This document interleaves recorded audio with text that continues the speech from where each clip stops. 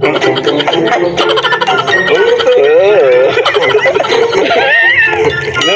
ko dito yung ano ni tatay. Pero siyempre, kaya-kaya ni Kuya Rab niya, si Kuya Rab pa. Ang lakas ng Kalingap Rab ngayon tayo. Oh, malakas yan lagi.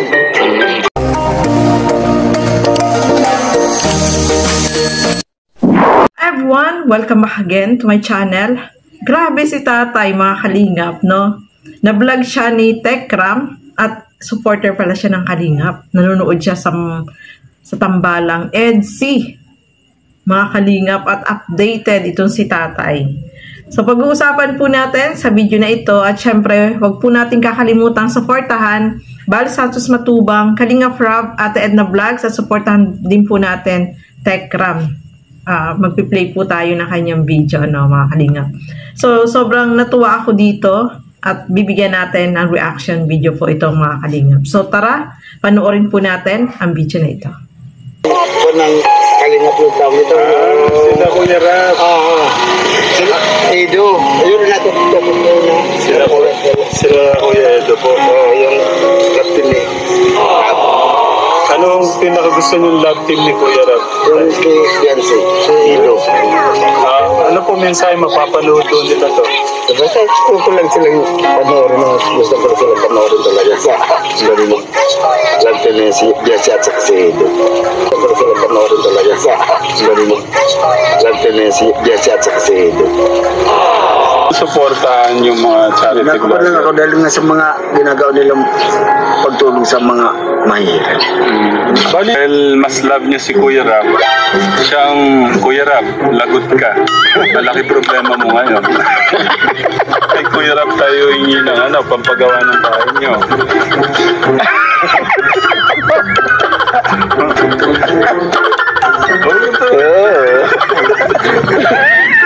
Na-concern ko dito yung ano ni tatay. Pero siyempre, kaya-kaya ni Kuya Rab niya, si Kuya Rab pa. Ang lakas ng Kalingap Rab ngayon tayo. Malakas yan lagi. Deserve nilang family Kalingap kasi ano naman, talagang marami po silang natutulungan. Napabahay natin ngayon nila. Harap ay may ng 200. Ito lang 300 ito tayo. Pang ano kayo? Pang 300 o kayo? Si Ruel Malalag. Yung tsaka din si Kuya Ruel pala. Kilala ka din yun.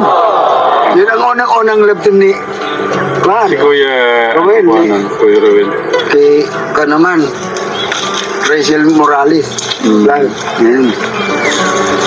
So yan po, no, mga kasukay, mga Kalingap, no. Natutuwa ako kay tatay kasi yung support niya sa Kalingap, alam niya lahat kung ano yung updated siya, lalo na sa pabahay ng Kalingap, no. At natutuwa ako sa kanya kasi nga nabanggit niya dito kay Tekram na nagsusupport siya sa Kalingap, nanonood siya ng love team.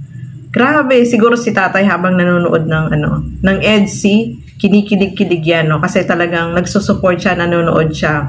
Ang gusto niya daw na love team ay ang EDC, mga Kalingap. O diba, nakakatuwa, no? Si tatay na ilang taon na siya, 55 years old, is talagang nakasupport dito sa Kalingap, kay Kalingap Rab. Subaybay niya lahat ng mga ganap. Yung unang love team na pinasikat din ni Kalingap Rab ay alam na alam ni tatay. Talagang nagsusupport siya at alam niya rin kung ilan na yung pabahay ng Kalingap. Nakakatuwa po, sobrang nakakatuwa kapag ganyan, lalo na mga matatanda. Tapos lalaki pa si tatay, siguro habang nanonood siya, na-imagine ko lang, mga Kalingap, habang nanonood itong si tatay ng video ng EDC, ay syempre kinikilig yan, kasi kahit nga tayo sobrang kinikilig si tatay pa, kaya sinusubaybayan niya talaga itong EDC, alam na alam niya, mga Kalingap. Kaya nakakatuwa, kahit talagang yung support niya at panunood niya ay lagi niyang, sabi niya, simula't simula yung unang love team ni Kalingap Rab ay sinusubaybayan na niya. Oy, di ba? Alam na alam po niya, saka yung pabahay, alam niya kung ilan. O talagang nagsusupport po siya sa Kalingap. So, ayan nga, at na ano siya ni Tekram. Na-vlog siya at nakakatuwa na napanood natin itong video na to, no? Kahit si Tekram ay natuwa dito kay tatay. Sabi nga niya is, paano yan, Kuya Rab? Kasi kita nyo naman po yung sitwasyon ni tatay, no? Masayahin si tatay, tapos yung bahay niya talagang sira, no? Kubo lang na sira. Kaya kahit si Tekram ay naawa po sa kanya. At mukha namang si tatay ay yung